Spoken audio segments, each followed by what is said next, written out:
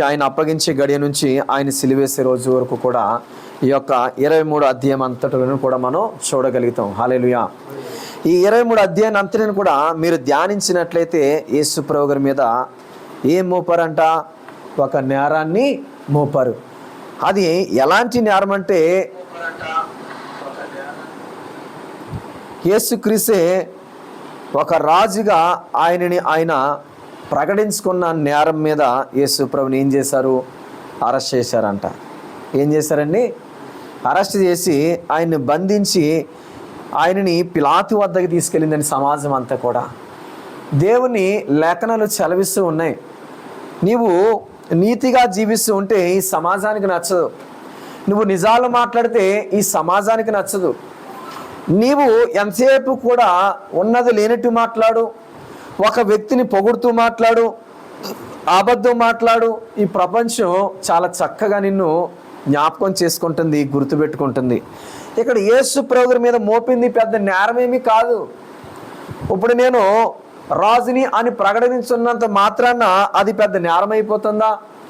లేదా నేను ఎమ్మెల్యే అని చెప్పుకున్నంత మాత్రాన నేరం అయిపోతుందా? అది నేరం కాదు. కానీ ఆ ప్రజలకు నచ్చనిది ఏంటంటే, ఇతను వచ్చి మా ప్రజలను రెచ్చగొడుతున్నాడు. ఏం చేస్తున్నాడంట? రెచ్చగొడుతున్నాడంట. యేసు ప్రభు గారు ప్రజల్ని రెచ్చగొడుతున్నట్టుగా ఏమంటారంటే, ఇతడు మా జనమును తిరగబడే విధంగా ఎవరి మీద అంటే ఆ ప్రజల్లోనే వ్యతిరేకత తీసుకొచ్చే విధంగా ఈయన మాట్లాడుచున్నాడని వారు విన్నారంట వారి చెవుల ద్వారా. హల్లెలూయా. ఈ నేరాల్ని వారు ఏం చేస్తున్నారంటే క్రీస్తు మీద మోపుతూ ఉన్నారు. ఈయన ఈ నేరాలు చేస్తున్నాడు, ప్రజల్ని ప్రేరేపితం చేస్తున్నాడు మా జనం మీద తిరగబడడానికి. అంటే ప్రభువుని అంగీకరించిన వారి మీద తిరుగుబాటు ఒక వర్గాన్ని తయారు చేస్తున్నాడు. ఈయనది రాజు కాదు, ఈయనంతా కూడా ఒక వర్గం అని ఏం చేస్తున్నాడంటే ప్రభు మీద నేరం మోపారంట. ఈ రెండో నేరం ఏంటంటే, మొదటి నేరం ప్రజలలో ఆయన వ్యతిరేక తీసుకొస్తున్నాడు, రెచ్చగొడుతున్నాడు అనేది ఒక వాదన అయితే, రెండో వాదన క్రీస్తును ఒక రాజునని చెప్పగా మేము విన్నాము. ఆయన రాజే. అదే మనం ఈరోజు కూడా ప్రకటిస్తున్నాం, ఆయన రాజని. ఒక తండ్రికి కుమారుని ఏమంటారండి? ఆ పలానా తండ్రి కుమారుని అంటారు కదా. ఆయన ఒక రాజు కుమారుడిని లోకానికి వచ్చాడు. మన అధిపతి ఆయన రాజు, యువరాజు అయిన త్వరలో రాజుగానే రాబోతున్నాడు మన ప్రభువు కూడా. హల్లెలూయా. ఎలా రాబోతున్నాడంటే మేఘాల మీద యేసు ఆయన సైన్యముతో రాబోతున్నాడు, యుద్ధ సూర్యుడిగా రాబోతున్నాడు ఆయన. మరి ఆయన రాజుని ప్రకటించుకోకుండా మరి మంత్రిని ప్రకటించుకుంటాడండి? ఆయన రాజు కుమారుడు కాబట్టి ఆయనకంటూ ఒక రాజ్యం ఉంది. ఆయన పరలోక రాజ్యానికి అధిపతి. ఆ పరలోక రాజ్యాన్ని మరి సృష్టించిన దేవునికి ఆయన కుమారుడిగా ఉన్నాడు. ఆయన దైవ సంభూతుడు, దేవుని కుమారుడు కనుకన యేసుక్రీస్తు వారు ఏం చేశారంటే ఆయన రాజుగా ప్రకటించుకున్నాడు. అది మనుషులకి నచ్చలేదు. ఈరోజు దేవుని స్వార్థ విషయంలో ఎవరైనా కానీ నిస్వార్థంగా స్వార్థ ప్రకటిస్తే సేవకులకి నచ్చదు. ఎందుకంటే అమ్మో ఈడు సంఘాన్ని విడగొట్టి ఆయన సంఘంలో కలిపేసుకుంటాడేమో, ఆయన ఇలా మాట్లాడు కూడా మంచిది కాదని ఏం చేస్తారంటే ట్రోల్ చేయటం మొదలు పెడుతూ ఉంటారు, నేరాలు వేస్తూ మొదలు పెడుతుంటారు. ఆయన మీద లేనిపోని మాటలు క్రియేట్ చేస్తుంటారు. ఆ సంఘం అంట, ఆ సంఘం ఇలాంటి కార్యాలు జరిగితే అంట, ఆ సేవకుడికి డబ్బుతో తప్ప దేంతో పని లేదు. ఆ సేవకుడికి ధనంతో తప్ప ఆత్మలతో సంబంధం లేదు. యేసుక్రీస్తు వారి మీద కూడా ఇలాంటి బురద జల్లే ప్రయత్నం మొదలుపెట్టారు. హల్లెలూయా. ఆయన సేవ విస్తారంగా జరుగుతుంది. యేసుక్రీస్తు సేవ ఆయనకి ఎక్కడికి వెళ్తే అక్కడికి విస్తారంగా ప్రజలు వస్తున్నారు, తండోపతండాలుగా. మరి ఆ కొండ మీద మీటింగ్ చూస్తే 3 రోజులు కూడా ప్రజలు నీళ్ళు అడగలేదు, ఆహారం అడగలేదు. దేవుని మాటల మీద వారి ఫోకస్ అంతా ఉందంట. వారు వింటున్నారు కేవలము దేవుని మాటను మాత్రమే. ఆయన చెప్తున్న సత్యం, ఆయన సత్యము ఎక్కడికి నడిపిస్తుంది? ఆయన మాటల్లో ఉన్న ఆ లోతైన విషయాలు తెలుసుకుంటూ వారికి వారే ఆ ఎన్ని రోజులనే విషయాన్ని మర్చిపోయారు. అంటే ప్రభు వారు చేస్తున్న బోధ ప్రజలను అంతగా ప్రభావితం చేస్తుంది కాబట్టి వారికి వారే మర్చిపోతున్నారు, రోజులు మర్చిపోతున్నారు, దాహం మర్చిపోతున్నారు, ఆహారం మర్చిపోతున్నారు, ఆఖరికి మేము అధిపతులమనే విషయం కూడా వీళ్ళు మర్చిపోతారు. చూసారా, సమాజంలో మనం చూస్తూ ఉంటాం. ఈ రోజుకి కూడా సమాజంలో ఎనుకబడిన కులాలంటే ఆధిపత్య కులాలకి చాలా కోపం. ఎనుకబడిన కులాలు ఎదగకూడదు, వారు గొప్ప గొప్ప పొజిషన్లో ఉండకూడదు, మంచి ఉద్యోగాలు చేయకూడదు, ఆ వాళ్ళ ముందు చెప్పులేసి నడవకూడదు, కారులో వెళ్ళకూడదు, బైకుల మీద వెళ్ళకూడదు. ఈ రోజు కూడా మన సమాజంలో చాలా విషయాలు మనం చూస్తూ ఉన్నాం. హల్లెలూయా. ఎన్నో సంఘటనలు చూస్తున్నాం.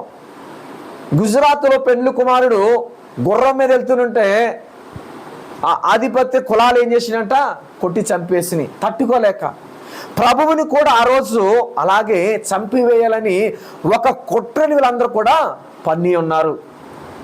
ఇతడు దేవుని కుమారుడిగా ప్రకటించుకుంటూ ఒక వర్గాన్ని ఏర్పరచుకుంటున్నాడు.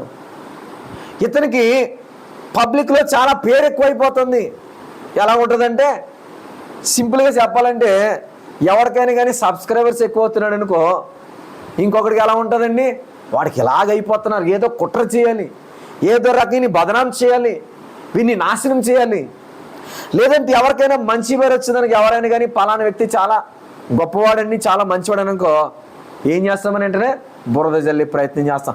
మన హృదయం దానిని తీసుకోదు, అంగీకరించదు.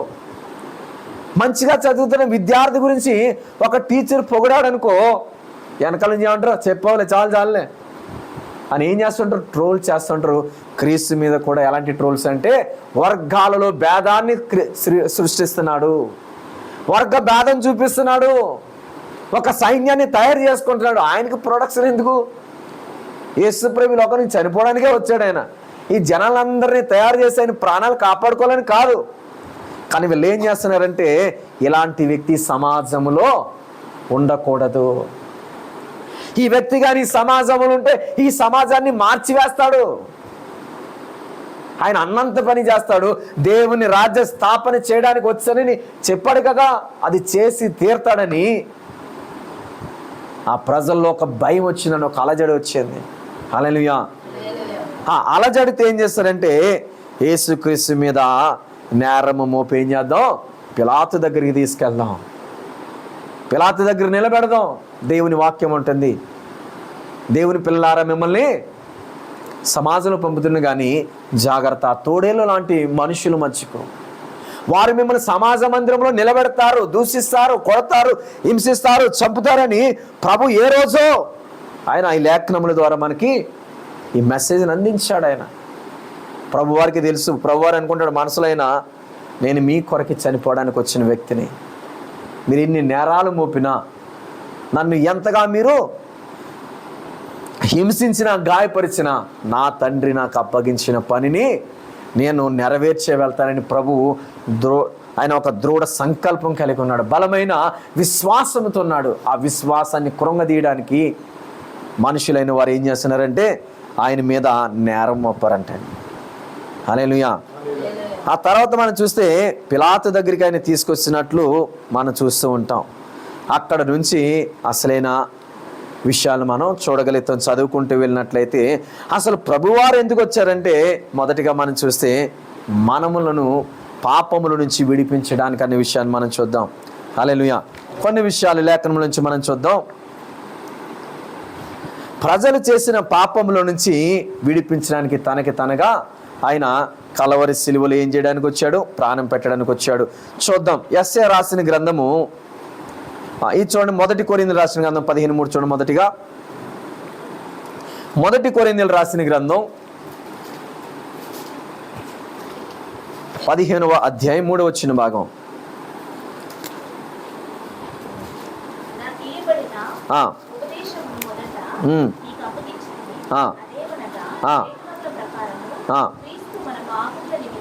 లేఖనముల ప్రకారము క్రీస్తు మన పాపము నిమిత్తము మృతి పొందిన. ఆయన ఎందుకు వచ్చాడంటే, లేఖనములో రాయబడిన మాట. అసలు యేసు ప్రభు లోకానికి ఎందుకు వచ్చాడంటే, పాపములో ఉన్న మనలను విడిపించడానికి అని. అంటే యేసుక్రీస్తు మనకి విడుదల దయచేయడానికి వచ్చాడు. దేని మీద అంటే పాపము మీద మనకి విడుదల ఇవ్వడానికి. ఈ యేసుక్రీస్తు ఈ పాపములో ఉన్న వ్యక్తుల గూర్చి ఆయన ఏం చేస్తానంటే లేఖనానుసారమైన సువార్తను ప్రకటిస్తుంటే తట్టుకోలేని ప్రజలను మనం చూస్తూ ఉన్నాం. హల్లెలూయా.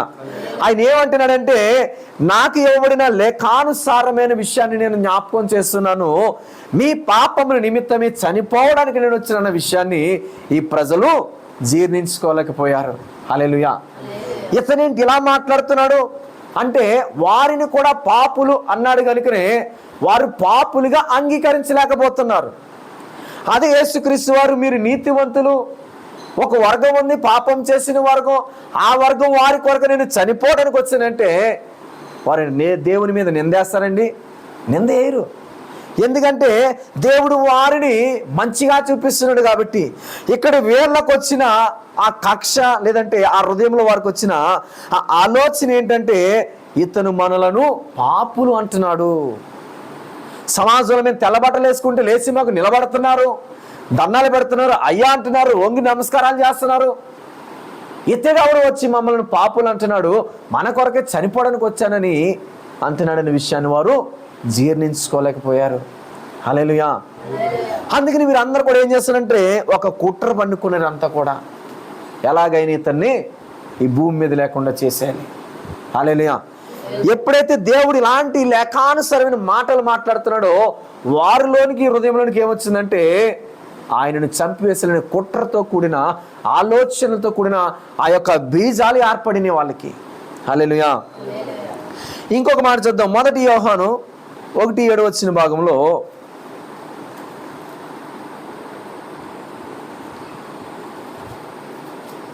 యోహాను 1:7 భాగంలో రాయబడిన మాట. అయితే ప్రకారము మనము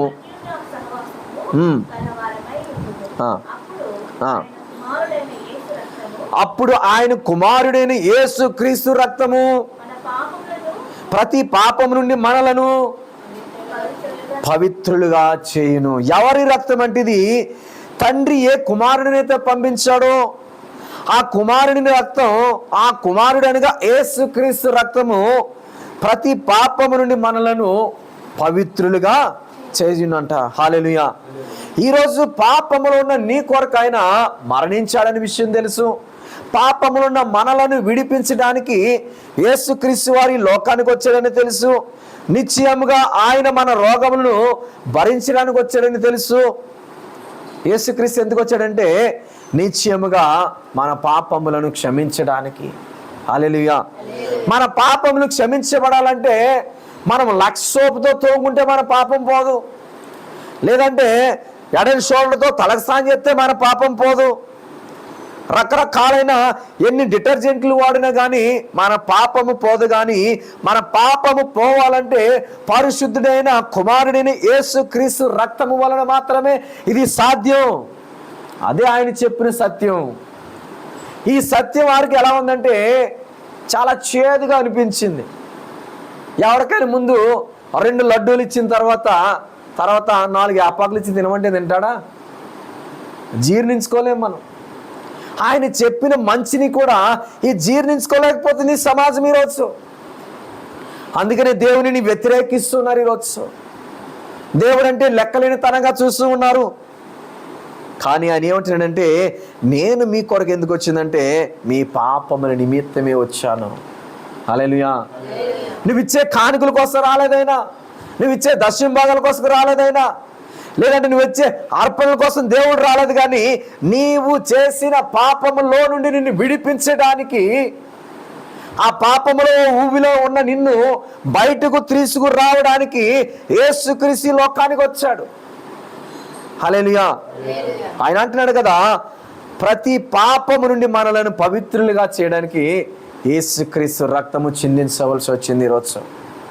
అది శుభ శుక్రవారం అంటే పాపుల కొరకు పరిశుద్ధుడి రక్తము చిందించబడింది.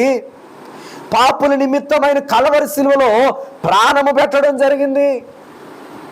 పాపులమైన మన కొరకు ఆ భారమైన సిలువను మోయటం జరిగింది.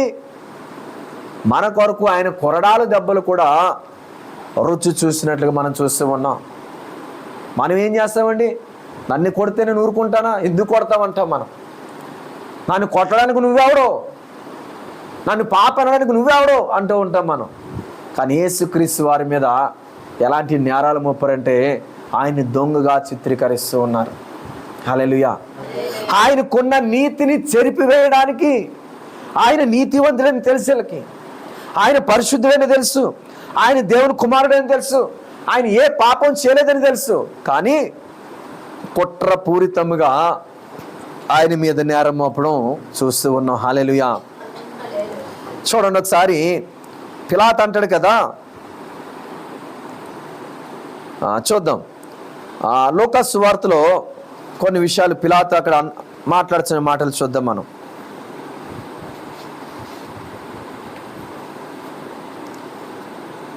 అక్కడ 4వ వచన భాగంలో పిలాతు ప్రధాన యాజకునితోనూ సమాజ మందిరం ఏమంటాడంటే, ఈ మనుషుడు నాకు ఏ నేరము కనబడుతుంది అంటాడు. చూసారా మాట దొరికిందా మీకు? 4వ వచన భాగంలో పిలాతు ప్రధాన యాజకులతోనూ జన సమూహములతోనూ ఈ మనుష్యుని యందు నాకు ఏ నేరము కనబడట్లేదు అంటే, యేసుక్రీస్తు చేసింది అసలు నేరమే కాదని ఆయన అంటే, వీరందరూ కూడా కేకలేసి ఏమంటారంటే, అతను నేరం చేశాడు, నేరం చేశాడు, మా చెవులారమే విన్నాం, మా కళ్ళారమే చూసాం. అబద్ధ సాక్ష్యాలు కూడా క్రియేట్ చేస్తూ ఉన్నారనమాట. హల్లెలూయా. కానీ దేవుడు ప్రతి విషయంలో కూడా మౌనంగా ఉన్నాడు. కొన్ని సందర్భాల్లో మనకి నష్టం జరిగినా కూడా మనం అంటూ ఉంటాం కదా, ప్రార్థిస్తాం, ప్రభువా ఎందుకు నువ్వు మౌనంగా ఉన్నావు, నువ్వెందుకు వీళ్ళకి సమాధానం చెప్పట్లేదు, ఎందుకు వీళ్ళ మీద తిరుగుబాటు చేయట్లేదు అని మనం అంటూ ఉంటాం కదా. దాని మాటకి అర్థం ఇక్కడ ఏంటో తెలుసా? దేవుడు సైలెంట్గా ఉన్నాడంటే ఆయన నేరాన్ని అంగీకరిస్తున్నాడని కాదు, ఆయన చేయడానికి వచ్చిన దాని కొరకు ఆయన అంగీకరిస్తున్నాడు. వారు వేస్తున్న నేరాన్ని కూడా, నువ్వు దొంగవంటే ప్రభు అంటున్నాడు కదా, సరే దొంగని అంటున్నారు కదా, ఈ మాటలు పడడానికి వచ్చాను కదా అని దేవుడు ఏం చేస్తుంటే మౌనముగా ప్రతి దానిని కూడా ఆయన అంగీకరిస్తూ ఉన్నాడు ఈరోజు. హల్లెలూయా. కానీ పిలాతు చెప్తున్నాడు ఆ సమాజానికి, ఎవరైతే యేసుక్రీస్తుని బంధించి పిలాతు వద్దకి తీసుకుని వెళ్ళారో వారితో పిలాతు చెప్తున్నాడు, దేవుణ్ణి ఆయన పరిశీలించాడు. ఇప్పుడు కోర్టులో కేసులు వాదోపవాదాలు జరుగుతున్నప్పుడు మనం ఏమనుకుంటాం, మనకు నచ్చింది మనం మాట్లాడుతుంటాం. కానీ జడ్జి గారు ఆ కేసును స్టడీ చేసి వాదోపవాదాలు విన్న తర్వాత అతను దోష నిర్దోష అని అతని మాటలను బట్టి, అతని క్రియలను బట్టి ఏం చేస్తారంటే, అతనిలో నాకు ఏ తప్పు కనిపించలేదు కాబట్టి కేసును కొట్టివేస్తున్నాం, ఇతన్ని విడిచిపెడుతున్నాం అంటారు. ఈ పిలాతు కూడా యేసు ప్రభుని చూశాడు. యేసు ప్రభుని చూసినప్పుడు యేసు ప్రభు చూపులో ఉన్న పరిశుద్ధతను పిలాతు చూశాడు, యేసు ప్రభు మాటల్లో పరిశుద్ధతను పిలాతు చూశాడు. ఆయన చెప్తున్న సమాధానం, ఆ దైవికమైన సమాధానాన్ని కూడా పిలాతు చూసి అంటాడు కదా, ప్రజలారా ఇతరులు నాకు ఏ నేరము కనబడతలేదు. అయినా కానీ వారి కోపము చల్లారట్లేదు. ఎందుకు? వాళ్ళకి కుట్రంతా కూడా ఆయన చంపేయాలనే కదా, యేసు ప్రభుని సిలువేయాలనే కదా. వీళ్ళంతా కుట్ర పని ఉన్నారు. వాళ్ళు అనుకున్నది నెరవేరాలని వారు అక్కడితో కూడా ఆగకుండా ప్రభు వారిని మళ్ళీ ఏ రోజు దగ్గరికి పంపించడం, ఇలా రకరకాల ప్రక్రియలు మనం చూస్తూ ఉంటాం. ఈ ప్రక్రియల్లో యేసు ప్రభుని గురించి మనం జ్ఞాపకం చేసుకుంటే ఆయన పరిశుద్ధతను మనం జ్ఞాపకం చేసుకోవాలి. మనకి ఏమైనా కష్టం వస్తే మనం నోరు పారేసుకుంటూ ఉంటాం, కానీ దేవుడు కూడా మాట్లాడవచ్చు. ఆయనకి శక్తి ఉంది, ఉన్నది లేనట్టుగా చూపించగలడైనా. ఆయన సమర్థుడు. ఆయన నోటి మాటతో భూమి ఆకాశమును సృజించిన దేవుడు. ఆయన నోటితో భూమి ఆకాశములు కలుగును కాకంటే ఈ భూమి ఆకాశములు ఆయన నోటి మాట వలన కలిగినాయి. హల్లెలూయా. ఇంకో మాట చూసుకున్నట్లయితే 1 యోహాను గ్రంథం 3:16 భాగంలో ఆయన మన నిమిత్తము తన ప్రాణమును పెట్టెను. ఎవరి నిమిత్తం? పాపులమైన మన నిమిత్తం. హల్లెలూయా, హల్లెలూయా.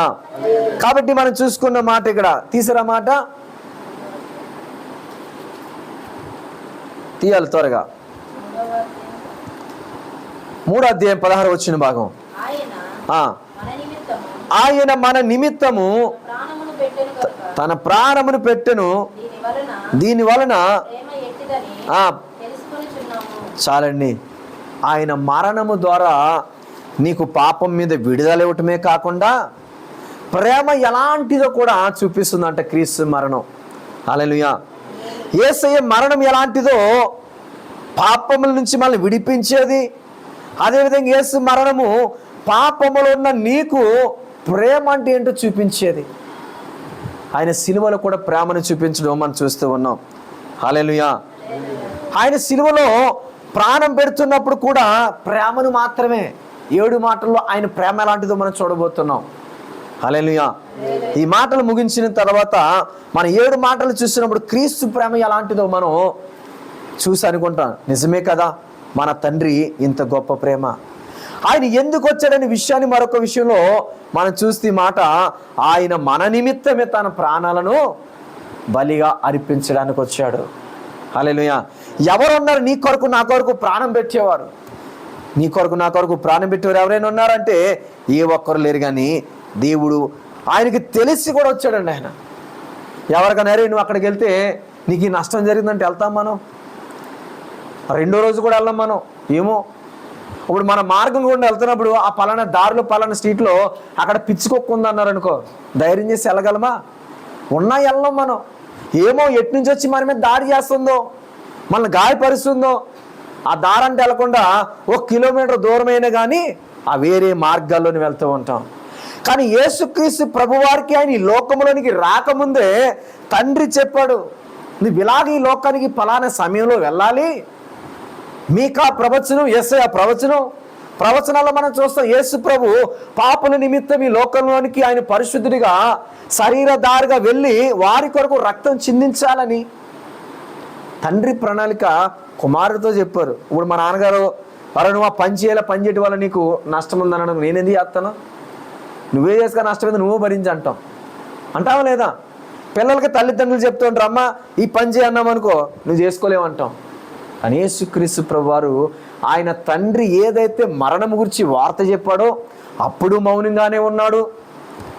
రాజు వద్ద ఆయన నిలబెట్టినప్పుడు, ఆయన మీద నిందలేస్తున్నప్పుడు, ఆయన మీద దూషణకరమైన మాటలు మాట్లాడుతున్నప్పుడు ప్రభువారు అప్పుడు కూడా మౌనంగానే ఆయన ఏం చేస్తున్నాడంటే తండ్రి మాటకు లోబడిన కుమారుడిగా ఉన్నాడు. హల్లెలూయా. ఇలా తిరిగి అమ్మిడి చూడు, తర్వాత మాట్లాడదా. హల్లెలూయా. అంటే దేవునికి మరణం అంటే భయం లేదు ఆయనకి, యేసుప్రభు వారికి. ఎందుకంటే నా మరణము అనేకులకు ప్రేమను పంచేదిగా ఉండాలి, నా మరణము అనేకులను నా తండ్రి రాజ్యము చేర్చే విధంగా ఉండాలి. నేను చిందించే రక్తమే వారికి విడుదల తెచ్చేయాలి పాపం మీదని యేసుక్రీస్తు వారు తండ్రి చెప్పిన రోజు కూడా ఆయన ఏం చేశాడంటే అంగీకరించాడు. ఆయన తండ్రి నువ్వేదంటే అది నేను చేయడానికి సిద్ధం. అందుకంటున్నాడు ఆయన, తండ్రి పంపించాడు, నీవు వారి నిమిత్తము ప్రాణం పెట్టాలి. ఈ లోకంలో ఎందరో ఉన్నారు పాపమని ఊబిలో కూరుకుపోయారు, వారి కొరకు నీ గాయమైన అస్సములు అందించాలి, వారిని నీవు బయటకు తీసుకురావాలంటే యేసుక్రీస్తు ప్రభు అలాగే తండ్రి అని ఆయన తండ్రి మాటకి లోబడినట్టుగా చూస్తున్నాం. ఆయన మన నిమిత్తమే, ఎవరి నిమిత్తం వచ్చాడంటే నీ నిమిత్తం, నా నిమిత్తం, మనందరి నిమిత్తం వచ్చాడు ఆయన. ఇప్పుడు యేసుక్రీస్తు ఎందుకు వచ్చాడంటే మనం ఏం చెప్పగలుగుతాం? నా నిమిత్తం వచ్చాడని చెప్పగలుగుతాం. ఈ ఆస్తికి వారసుడు ఎవరంటే ఏం చెప్తాం? నా కుమారుడు అని చెప్తాం, లేదంటే నా కుమార్తె అని చెప్తాం. ఈరోజు యేసుక్రీస్తు ఎందుకు వచ్చాడంటే నా నిమిత్తం వచ్చాడని మనము ధైర్యముగా చెప్పగలగాలి. చెప్తున్నాము ఈ మాటను మనం ప్రకటించగలుగుతున్నామా? ఈ మాటను మనం ఏం చేస్తున్నాం? దాచిపెట్టుకుంటున్నాం హృదయంలో. హల్లెలూయా. నువ్వు దాచిపెట్టుకుంటే నువ్వు క్రైస్తవుని ఎలా తెలుస్తుంది? నీ మాటను దాచిపెడితే, దీనిని మర్మాన్ని బయటికి తీయకపోతే యేసుక్రీస్తు ప్రభు ఎందుకు వచ్చాడు ఎలా తెలుస్తుంది సమాజానికి? బ్రదర్, నీ కొరకు కూడా ఆయన వచ్చాడు. నా కొరకే కాదు, నువ్వు అన్యుడు కావచ్చు, ముస్లిం కావచ్చు, జైనుడు కావచ్చు, ఎవరైనా కావచ్చు, నీ కొరకు కూడా నా క్రీస్తు రక్తము ధారబోసాడు. హల్లెలూయా. నువ్వు అనుకుంటున్నావేమో క్రైస్తవుల కొరకు యేసు ప్రభు వచ్చాడని. ఈ ప్రపంచం అనుకుంటేనేమో కేవలము క్రైస్తవుల కొరకు యేసుక్రీస్తు రక్తము చిందించబడిందని. ఈ ప్రపంచంలో జీవిస్తున్న వారి కొరకు, చనిపోయిన వారి కొరకు, ఈ ప్రపంచంలోనికి రాబోతున్న పసి ప్రాయముల కొరకు కూడా 2025 సంవత్సరాల క్రితం యేసుక్రీస్తు ప్రభు వారు రక్తం చిందించడం జరిగింది. హల్లెలూయా. ఆ రోజే దేవుడు ఆయన రక్తముతో మన అందరిని కూడా కొని ఉన్నాడు. ఆయన రక్తములు మాత్రమే మనకి పరిశుద్ధత ఉంది. నువ్వు డీజిల్ పెట్టి కడుగు, పెట్రోల్ పెట్టి కడుగు, నా దేహంలో ఉన్న పాపం పోదగనికనే దావీదు అంటాడు కదా, తండ్రి నన్ను ఈ సోపుతో కడిగే. హిమము కంటే తెల్లగా. తెల్ల బట్టలు వేసుకుంటే గొప్ప విషయం కాదండి. మన హృదయం తెల్లగా ఉండాలి. దేవునికి మన హృదయాన్ని సమర్పించాలి. ఇదిగో ప్రభు నా హృదయం తెల్లని వస్త్రంగా సమర్పిస్తాను, నువ్వేది రాస్తే రాయి. నీ నీతి వాక్యం, నీ నీతి నా హృదయం అని పలక మీద ఉండాలని మనం నీతిగా జీవించాలి. రాజకీయ నాయకులు తెల్లబట్టలు వేసుకుంటారు, అందరు పరిశుద్ధులు అంటారా?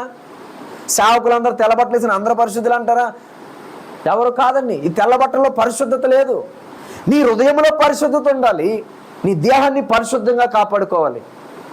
తెలుపని దేనికి చిహ్నం అండి? శాంతికి చిహ్నం. తెల్లబట్టలు ఎందుకు వేసుకుంటాం మనం క్రైస్తవులుగా? మేము శాంతిని కోరుకుంటున్నాం. మా తండ్రి శాంతికి ప్రదాత. మా దేవుడి లోకముల మీద నిందేసిన కేవలం శాంతి మాత్రమే కోరుకున్నాడు. ఆయన కానీ నిజంగా రెచ్చగొట్టే వ్యాఖ్యలు చేశాడు అని వీళ్ళు అంటున్నారు కదా. దేవుడు కానీ రెచ్చగొట్టే వ్యాఖ్యలు చేస్తుంటే ఆయన తయారు చేసిన వర్గం ఊరుకుంటుందంటారా? మా దేవుడు లేని మాటని మీరు ఎందుకు సృష్టించారని తిరగబడతామా లేదా? ఆయన అనని మాటని మీరు ఎందుకు అంటున్నారని ఈరోజు చిన్న విషయానికి గ్రామాలు ఒకటైపోతాయి, కొట్లాడుకుంటారండి. మా గ్రామం మీద మీరు ఎందుకు ఈ మచ్చ వేశారు? ఈ మచ్చ వేయడానికి ఏంటి మీకు అధికారం? కానీ మరి దేవుని కుమారుడి మీద మచ్చలేస్తున్నప్పుడు నిజంగా దేవుడు తిరగబడమని ఎవరికైనా అన్నాడా? ఆయన శాంతిని మాత్రం కోరుకున్నాడు. అంటే ఈ తెల్లని వస్త్రాలు ధరించిన నీవు క్రీస్తు కుమారుడు కనుక శాంతిని కోరుకోవాలి. మనం కొట్లాట్లు కాదండి, ఒకరిని వ్యతిరేకించడం కాదు, ఒకరిని దూషించడం కాదు మనం కోరుకునేది. ఆయన ఏం చేస్తున్నాడంట? ఆయన మరణము ద్వారా ప్రేమను పరిచయం చేస్తున్నాడు మనకి. హల్లెలూయా. కాబట్టి ఈరోజు ఆయన మరణములో నుంచి మనము కడగబడిన మనం ఆయన రక్తము ద్వారా ఆయన పునరుత్థానాన్ని జ్ఞాపకం చేసుకుంటున్న మనము కూడా ఏం చేయాలంటే ప్రేమను వ్యక్తపరచాలి. హల్లెలూయా. ఆయన చేయడం దేనికి వచ్చాడని మొదటగా ఆయన చేసిన తప్పేమి లేదు, కానీ తన ప్రజలు చేసిన తప్పుల కొరకు. ఎవరు చేశారండి? మనం చేసిన తప్పులు, ప్రజలు చేసిన పాపాలని తనకు తాను భరించడానికి ఆయన ధైర్యంగా వచ్చాడు. ఆయన ఈ ధైర్యం కావాలంటే మన వల్ల కాదండి. కొంతమందికి బ్లడ్ చూస్తే కళ్ళు తిరుగుతుంటాయి. ఎవరికైనా రక్తదానం చేయమనండి, అమ్మో నా వల్ల కాదంటాం. అలాంటిది ప్రాణం పెట్టమంటే పెడతారా? పెట్టరు. రక్తం చూస్తే చాలు కళ్ళు తిరిగి టిక్కిని పడిపోతుంటారు. కానీ ఈ ప్రభువు ఒంటిలో ఉన్న ఆఖరి రక్తము చిందించే వరకు కూడా నీ కొరకు నా కొరకే ప్రార్థిస్తున్నాడు తండ్రి దగ్గర. హల్లెలూయా. అసలు ఈ గుడ్ ఫ్రైడే రోజు చాలామంది ఏం చేస్తుంటారండి? 40 రోజులు ఉపవాసం ఉండి దేవుని సన్నిధిలో కన్నీరు కారిస్తూ ఉంటారు. కానీ ప్రపంచానికి తెలియదు ఏంటంటే శుభ శుక్రవారం గుడ్ ఫ్రైడే అన్నారంటే వాళ్ళకి మంచిదేమో అని విషయం చెప్తుంటారు. కానీ అది ఏ రకమైన మంచో ఈరోజు ఈ ప్రపంచం తెలుసుకోవాలి. నీవు చేసిన పాపము కొరకు పరిశుద్ధుడు చిందించిన రక్తము వలన నీకు విడుదల కలిగింది. హల్లెలూయా. అది మంచే కదా. యేసుక్రీస్తు చనిపోతే కూడా ప్రేమను పరిచయం చేసి వెళ్ళాడు. నా కొరకు మీరు కొట్లాడుకోవద్దు, నన్ను సిలువేస్తారని మీరు ఇంకొకరికి సిలువేయొద్దు, ఇంకొకరు మీరు దూషించొద్దు, ఇంకొకరిని గాయపరచొద్దని ఆయన కేవలము ప్రేమను మాత్రమే చూపించలేడు. అందుని బట్టి క్రీస్తుని మనం మరింతగా కొనియాడాలి. హల్లెలూయా. ఆయన మీద నేరం మోపినా కానీ ఏం మోపినా కానీ యేసుక్రీస్తు వారు ప్రతి దానిని కూడా ఆయన నవ్వుతూ స్వీకరించున్నాడు. హల్లెలూయా. ఈరోజు మనం నేర్చుకోవాల్సిన విషయం ఏంటంటే ఆయన మన కొరకు వచ్చినాడని. ఇంకొక మాట చూద్దాం. యేసుక్రీస్తు మరి యెషయా రాసిన గ్రంథం 53:4 అంటాడు కదా, నిశ్చయంగా అతడు మన రోగములను భరించాను. యేసుక్రీస్తు మన నిమిత్తమే వచ్చాడు, మన పాపాల నిమిత్తం వచ్చాడు, పాపలను మనల్ని విడిపించడానికి వచ్చాడు. ఇంకొక మాట చూస్తే యెషయా రాసిన గ్రంథం 53:4 నిశ్చయముగా అతడు మన రోగములను భరించడానికి వచ్చాడంట.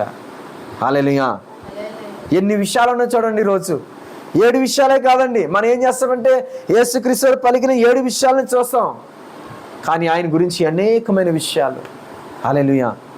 ఈరోజు అంటున్నాడు యేసుక్రీస్తు వారు ఇంకొక విషయం అంటున్నారంటే నిశ్చయంగా అతడు మన రోగాలను తన మీద వేసుకోవడానికి వచ్చాడంట. అందుకంటాం కదా, ఆయన పొందిన దెబ్బల ద్వారా మనకు స్వస్థత కలుగుతుందని ప్రార్థిస్తా వాక్యం సెలవిస్తుంది. హల్లెలూయా. ఇక్కడ మన రోగాలను భరించడానికి కూడా దేవుడు అన్ని విషయాలు కూడా ఫిక్స్ అయిపోయి మనం ఫిక్స్ అవ్వమని ఏ విషయంలో కూడా, అమ్మో నాకు కొంత సమయం కావాలి, నాకు టైం ఉంటే అప్పుడు చూద్దామంటూ ఉంటాం. కానీ ఇక్కడ దేవుడు చెప్తున్నాడు కదా, నేను మీ రోగాలను భరించడానికి వచ్చాను, మీ కష్టాలను అంటే కదా మీ భారం అంతటి కూడా ఆయన మీద వేయాలంట. ప్రతి భారము నా మీద వేయండి, నేను దాన్ని మోయడానికి సిద్ధంగా ఉన్నానని దేవుడు సెలవిస్తూ ఉన్నాడు. హల్లెలూయా. ఈరోజు మనం అనుకుంటున్నాం నాకు వచ్చిన ఆరోగ్యం ఎక్కడి నుండి వచ్చిందంటే ఆ రోగాన్ని ఆయన భరించాడు కాబట్టి, నీ రోగాన్ని దేవుడు భరించాడు కాబట్టి ఈరోజు మనకి ఆరోగ్యం వచ్చే ఉంది ఈరోజు. అదేవిధంగా మరి మత్తయి రాసిన సువార్త 28:26 రోమాలో కూడా ఉంటుంది. రోమా రాసిన పత్రిక 5:9 కూడా తీయండి. కొంతమంది మత్తయిలో చూడండి. హల్లెలూయా.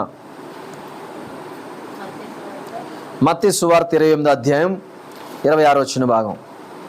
అది రోమ పత్రిక అయితే 5:9.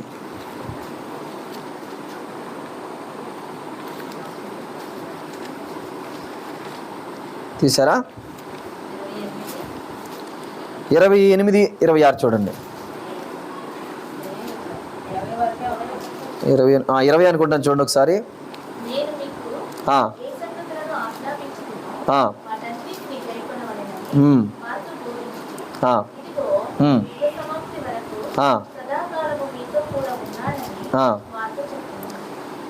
దేవుని మాట ఆయన ఏదైతే ప్రకటించాడో సదాకాలము ఆ మాట ప్రకారం మనం ఉండాలంటే ఏం చేయాలండి? మొదటగా మన పాపములు క్షమించబడాలి.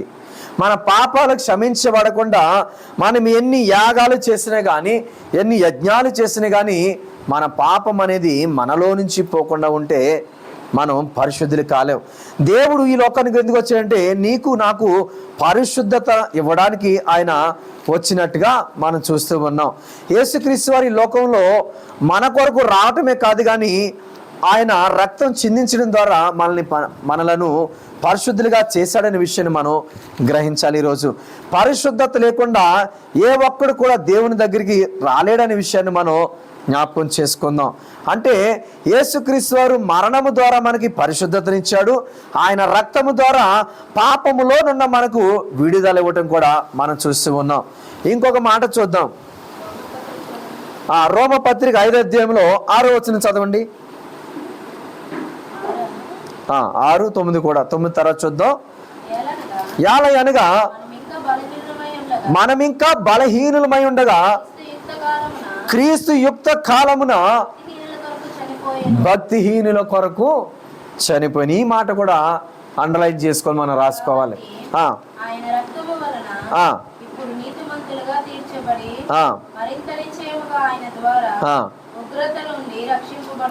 దేవుడు ఇంకొక విషయాన్ని జ్ఞాపకం చేస్తున్నాడు. యాలయనగా మనం ఇంకా బలహీనులమై ఉండగా, పాపం అనే బలహీనత మనలో ఉంది, తాగుడనే బలహీనత, వ్యభిచారం అనే బలహీనత, దొంగతనాలనే బలహీనత, ఈ అనేకమైన బలహీనతల్లో మనం ఉండగానే యుక్త కాలములో క్రీస్తు యవ్వన కాలములో మన కొరకు చనిపోయినట్టుగా చూస్తున్నాం. ఆయనకి చాలా వయసు ఉంది. మనం ఏమంటాం? బాప్తిసం తీసుకోండి బ్రదర్ అంటే, ఇంకా చాలా వయసు ఉంది కదా బ్రదర్, తీసుకుందాంలే. లేదు బ్రదర్, అలా కాదు, రేపు ఏం జరుగునో, ఏం సంభవించి నీకేం తెలుసు, నాకేం తెలుసు అంటే, నా గురించి నాకు తెలుసు బ్రదర్. నేనేం సిగరెట్లు కాల్సిన, మందు తాగను, నా కిడ్నీలు చెడిపో, నా లివర్ చెడిపోదు, నేను ఆరోగ్యంగా ఉన్నాను, జిమ్ చేస్తున్నాను అంటూ ఉంటాం. కానీ అలాంటి వ్యక్తులే ఆకస్మిక మరణాలు పొందుకుంటూ ఉంటారు, మనం చూస్తూ ఉంటాం. హల్లెలూయా. ఏమంటారు? బాప్తిసం తీసుకోమంటే చాలా సమయం ఉంది బ్రదర్. నేను కూడా నా చిన్నతనం నుంచి నా బాప్తిసాన్ని నా పెళ్లి వరకు నెట్టుకుంటూ వచ్చానండి. ప్రతి ఆదివారం మా పాస్టర్ గారు అడుగుతుండేది నన్ను, పెద్ద ఆవిడ పాపం, మా పాస్టర్ గారు అడుగుతుండేవారు, అరే బాప్తిసం తీసుకోరు, ఎప్పుడు తీసుకుంటారంటే, పెళ్ళి ఉంది కదా తీసుకుందాలండి, ఎలాగప్పుడు తీసుకోవాలి కదా, బాప్తిసం తీసుకోకపోతే పెళ్లి చేయరు, చచ్చినట్టు తీసుకోవాలి. ఏమనంటే మీరు ప్రార్థన చేయండి తీసుకుంటున్నాను ఇవన్నీ.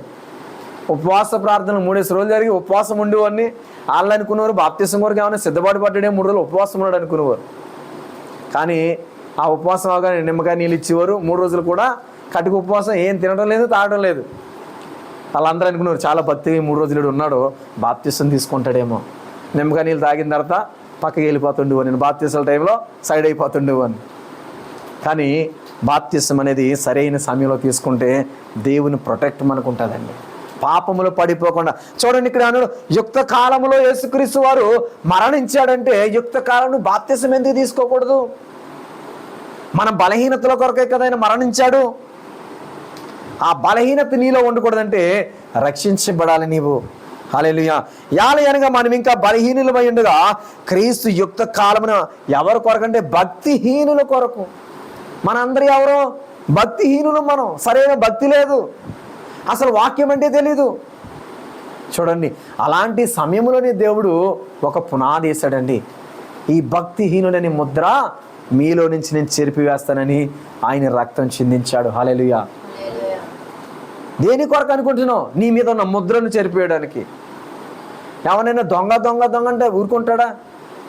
ఏంటి నాకు ఈ ముద్ర, ఏంటి నన్ను ఈ ఏలన, ఈ మాటలు, ఈ దోషణకరమైన మాటలు తట్టుకోలేడు. మరి భక్తిహీనులుగా మీరు భక్తిని, మీలో భక్తి లేదంటే దేవుడు కూడా సహించలేకపోయాడు.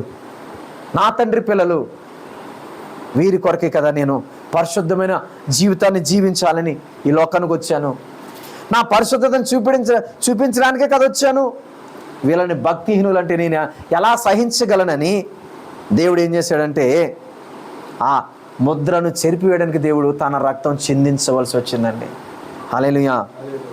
ఆ 9వ వచ్చిన భాగంలో మనం చదువుకుంటే, కాబట్టి ఆయన రక్తము వలన ఇప్పుడు నీతివంతులుగా తీర్చబడి మరింత నిశ్చయముగా ఆయన ద్వారా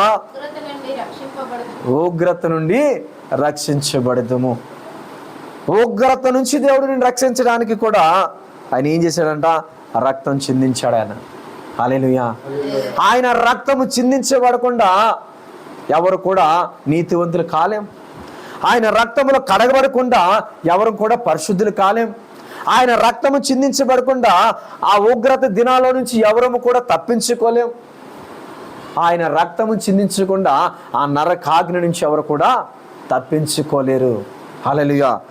అందుకని ఆ నరకంలో నీవు పడకుండా ఉండాలని, ఆ ఉగ్రత దినాల్లో నీవు ఉండకుండా ఉండాలని దేవుడైన యుక్త కాలంలో రక్తం చిందించాడు. యవ్వన కాలం. దేవుడు కూడా ఇంకా ఆలస్యం చేస్తే ఏమవుద్ది? ఇంకా పాపం పెరిగిపోతూ ఉంటుంది. దేవుడు 33 సంవత్సరాలు కాదు, నేను 60 సంవత్సరాలు ప్రాణం పెడతానంటే అప్పటికి ఈ భక్తిహీనులందరూ చనిపోయి నరకంలోనికి వెళ్లకుండా ఉండాలని తండ్రి ఏం చేశాడు? నీవు పలానా సంవత్సరంలో, పలానా వయసులో, యుక్త కాలంలో ఒక యవ్వనస్తుడు అండి ఆయన. మన ఏమంటా, అరే యవ్వనస్తుడిగా ఉన్నప్పుడు యవ్వనకాలం సినిమా చూడకుండా ఎలా ఉండగలుగుతాం? నా వల్ల కాదు, సినిమా చూడాలి, తాగకుండా ఉండలే, తాగాలి. కానీ దేవుడు అన్నిటిని కూడా నీ కొరకైనా కంట్రోల్ చేసుకున్నాడు ఆయన. చూడండి, ఆయన రహస్యంగా ఉంచాడు. ఇది కూడా ఏ రోజు చనిపోతాడు కూడా రహస్యంగా ఉంచాడు దేవుడు. ఎందుకో తెలుసా?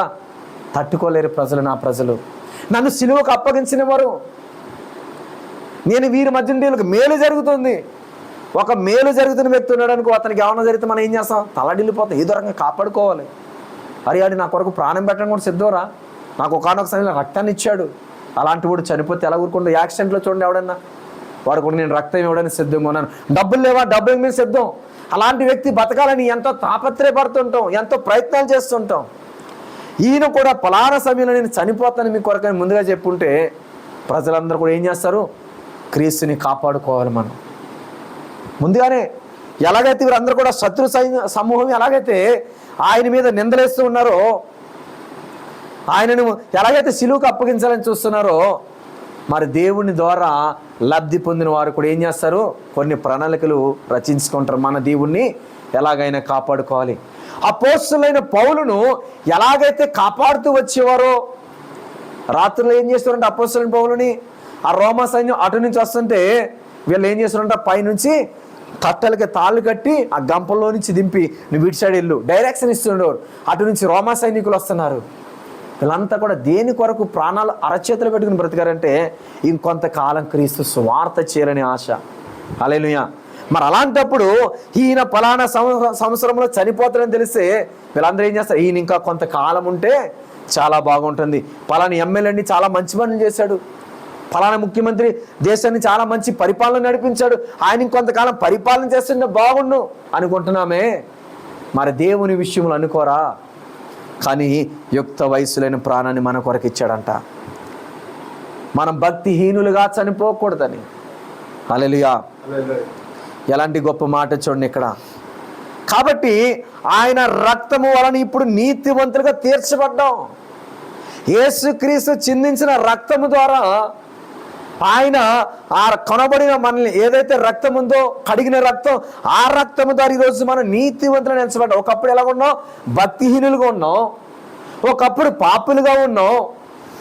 కానీ ఈ రోజైతే మన గుండెల మీద చేసుకుని చెప్పగలం, నేను పరిశుద్ధుడిని. దేని వల్ల చెప్పగలుగుతున్నాం? పరిశుద్ధిని దేవుని రక్తము వలన కడగబడ్డావు కాబట్టి, ఆయన రక్తం నీ పాపములను తీసివేసింది కాబట్టి, నీలో ఉన్న ప్రతి పాపాన్ని కూడా ఆయన రక్తం ఆఖరి బిందు వరకు కూడా నీలో ఉన్న పాపాన్ని ఏం చేసింది? కడిగి వేసింది. హల్లెలూయా, హల్లెలూయా. బోర్ కొడుతుందా? కూర్చోవాలి 3 గంటల వరకు అందరూ కూడా మనం దేవుని చెప్తున్న మాటల విషయంలో. ఎలా ఉంటుందంటే ఈరోజు ఆదివారం మనకు ఒక సమయం ఫిక్స్ అయిపోతాం, మనం పలానా టైంకి అయిపోతుంది, కానీ వాచ్లు చూస్తాం, గడియారాలు చూస్తాం. కానీ ఈరోజు దేవుడు మన కొరకు ప్రాణం పెట్టిన రోజు. రమారమి 3 గంటల వరకు కూడా దేశమంతా కూడా చీకటి కమ్ముకున్న రోజు. మత్తయి సువార్తలు ఉంటుంది, అదే ఉంటుందండి. మత్తయి సువార్తల మాట చూపిస్తాను మీకు. ఇందాక మత్తయి సువార్తలు మనం 23వ అధ్యాయం చూసామా? లోక అప్పుడు రమారమి మధ్యాహ్నమాయము అది మొదలుకొని 3 గంటల వరకు ఆ దేశం అంతటి మీద చీకటి కమ్మెను. మధ్యాహ్నం అంటే ఎప్పుడండి? 11 గంటల వరకు కూడా ఏమంటాం? ఉదయకాల సమయం 11. 12 నుంచి ఏమంటే మధ్యాహ్న కాల సమయం అంటాం మనం. అంటే 12 గంటల నుంచి 3 గంటల వరకు ప్రభువారి శిలువ యాత్ర మనం చూస్తూ ఉన్నాం. హల్లెలూయా. ఆయనను ఆ యొక్క గొల్గోతాకి నడిపించటం, ఆయన మధ్యలో ఆయన శిలువని దించటం, ఆయన యొక్క రక్తాన్ని తొడవటం, ఆ ఇశ్రాయేలు కుమార్తెలు ఏడవటం, ఈ సందర్భాలన్నీ కూడా మనం చూస్తూ ఉన్నాం. ఈ సందర్భాల్లోని దేవుడు మన కొరకు మాట్లాడిన ఈ మాటలు మనం జ్ఞాపకం చేసుకుందాం. క్రీస్తు మీద దేని కొరకు నేరం మోపారంట చూడండి. ఆయన్ని నేరం మోపి పిలాతు వద్ద నిలబెట్టినప్పుడు కూడా యేసుక్రీస్తు వారు అడుగుతున్నప్పుడు, నువ్వు రాజు అంటే అవును నీవన్నట్టే అంటాడు ఆయన. నువ్వు దేవుని కుమారుడువా? అవును నీవన్నట్టే. ఆయన ఏమి మనుషుల్ని రెచ్చగొట్టే విధంగా మాట్లాడలేదు. కానీ యేసుక్రీస్తు ఎందుకు వచ్చాడనే విషయాన్ని ఈరోజు మనం గమనించినట్లయితే, క్రీస్తు మన పాపముల నిమిత్తం వచ్చాడు. నిశ్చయంగా అతడు మన పాపల కొరకు ప్రాణం పెట్టడానికి వచ్చాడు. ప్రతి పాపము నుండి మనల్ని పవిత్రులుగా చేయడానికి వచ్చాడు. అదేవిధంగా ఇంకొక మాట చూస్తే, నిశ్చయంగా అతను మన రోగాలను భరించడానికి వచ్చాడు. ప్రజలు చేసిన పాపముల కొరకు ప్రాణము పెట్టడానికి వచ్చిన పరమ తండ్రి రోజుని గురించి మనం జ్ఞాపకం చేసుకుంటున్నాం. మనం ఇంకా భక్తిహీనులుగా ఉండగా ఆయన యవ్వన కాలంలో మన కొరకు ప్రాణం పెట్టడానికి వచ్చిన మరి దేవాతి దేవుని గురించి ఈరోజు మనం చూస్తూ ఉన్నాం. అలాంటి దేవుని విషయాలలో ఈరోజు ప్రపంచం ఏమంటుందండి? ఈ సత్యం తెలియదు, యేసుప్రభు ఎందుకు వచ్చాడో తెలియదు, యేసుప్రభు ఎందుకు ప్రాణం పెట్టాడో తెలియదు. కానీ ఇవేమీ చూడకుండా కేవలము ఆయన జననం గురించే మాట్లాడుతుంటారండి ఈరోజు. ప్రపంచం అంటది ఆయన ఇలా పుట్టాడంట. ఆయన పుట్టుక పక్కన పెడితే ఆయన నీ కొరకు ప్రాణం పెట్టాడు. ఆయన పుట్టుక గురించి మాట్లాడుతున్న నీ కొరకే యేసుక్రీస్తు వారు రక్తాన్ని చిందించాడు. ఆయన పుట్టుక గురించి మాట్లాడుతున్న నీ రోగములను భరించడానికే యేసుక్రీస్తు వారు ఈ లోకానికి వచ్చాడు. అందుని బట్టి ఈరోజు సమాజం ఏమన్నా కానీ మనం చెప్పాల్సింది ఏంటో తెలుసా? బ్రదర్, మా దేవుడే కాదు, ఆయన మీ దేవుడు కూడా. హల్లెలూయా. ఆయన అందరికీ దేవుడైనా ఈరోజు నువ్వు సత్యము తెలుసుకుని క్రీస్తుని నీవు రక్షకుడిగా అంగీకరించున్నావు. వాళ్ళకు సత్యము తెలిసి ఒప్పుకోలేకపోతున్నారు. హల్లెలూయా. ఎందుకంటే అపవాది కూడా ఊరుకోడు కదా. అరే నువ్వు కూడా వెళ్ళిపోతే ఇంకెవడతారా నన్ను పోషించేవాడు, లేదంటే నన్ను ప్రకటించేవాడు, ఆడికి కూడా కొంతమంది మనుషులు కావాలి కదా. అందుకని ఏం చేస్తుంటాడంటే వాడు మనసులంతా దేవుని మీద ద్వేషం నింపేసి దేవుడి గురించి వ్యతిరేకమైన మాటలు మాట్లాడుతూ ఉంటాడు. వాడికి తెలుసు, అపవాదికి వాడు ఎప్పటికీ గెలవడం తెలుసు. అయినా కానీ వాడు గెలవాలనుకుంటుంది ఎలాగో తెలుసా? సత్యముతో కాదు. వాడు గెలవాలనుకుంటుంది న్యాయముతో కాదు. వాడు గెలవాలనుకుంటుంది సత్యాన్ని అసత్యంగా చూపించి. ఏం చేస్తున్నాడు? నిజాన్ని అబద్ధంగా చూపించాడు. గెలవాలన్నాడు, ఫైట్ చేస్తున్నాడు. మన దేవుడైతే ఉన్నది ఉన్నట్టుగా చూపించి ఆయన ఫైట్ చేస్తున్నాడు. హల్లెలూయా. అందుకంటాడు నేనే సత్యం, యేసుప్రభువే సత్యం, ఆయన మాటే నిజం. హల్లెలూయా. ఆయన మాటను మనం ఎవరో కొట్టివేయలేం. ఈ మాటలు దేవుడు దీవించిన గాక. మరి 2 నిమిషాలు ప్రార్థన చేసి మళ్ళీ చిన్న బ్రేక్ తీసుకుని మళ్ళీ మన 7 మాటలు చూద్దాం. ప్రార్థన చేసుకుందాం.